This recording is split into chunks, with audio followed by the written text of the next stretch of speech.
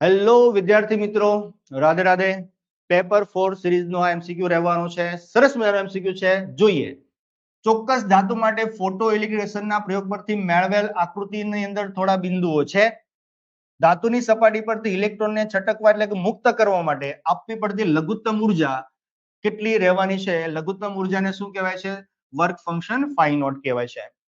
અહીંયા આકૃતિ આપેલી છે તો તમે જુઓ કે અહીંયા જે છે ફ્રીક્વન્સી એફ આપેલી છે આડી લાઈન ઉપર, અને અહીં આપેલા છે તમને વી આપેલા છે વોલ્ટેજ, સ્ટોપિંગ પોટેન્શિયલ જે બી હોય.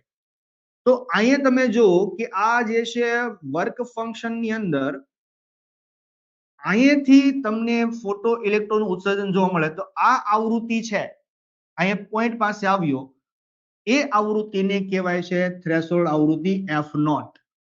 F naught is equal to તમને આપી છે 5.5, પણ ખાસ જોવાનું એને ગુણ્યા એ કેટલા કરવાના છે? 1014 આપેલા છે, તો એને ગુણ્યા 1014 હર્ટ્ઝ રહેવાના છે.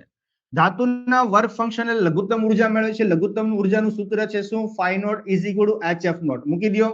આપણે આન્સર લાવવાનો છે ઇલેક્ટ્રોન વોલ્ટ ની અંદર, તો ભાગાકાર કરી દો E વડે, તો આન્સર આવશે ઇલેક્ટ્રોન વોલ્ટ ની અંદર.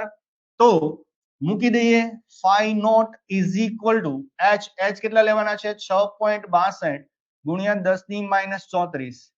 પછી તમને એફ નોટ આપેલા છે. એફ નોટ કેટલા છે? તો કે 5.5 ગુણ્યા 1014 ના છેદમાં અહીંયા ઈ મૂકીશું તો 1.6 ગુણ્યા 10⁻19. આ બધાનો આન્સર લાવશો તો ફાઈ નોટ તમને 2.27 ઇલેક્ટ્રોન વોલ્ટ મળશે. જે આન્સર રહેવાનો છે આપણે અહીં કયો છે? D is the right answer.